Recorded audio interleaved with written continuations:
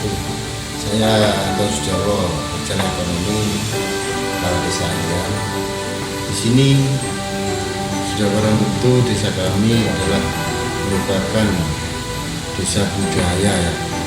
Desa seni, banyak kegiatan-kegiatan masyarakat yang berhubungan dengan diantaranya juga UMKM. Di situ tiap dusun juga ada UMKM yang bisa mengangkat perekonomian masyarakat yang ada di dusun.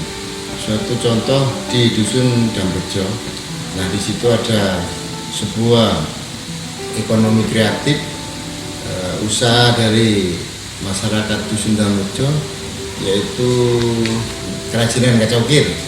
Nah, di situ pekerjaannya juga dari masyarakat sekitar, pemuda sekitar Dambejo, dan di situ memang produknya luar biasa, sangat bagus.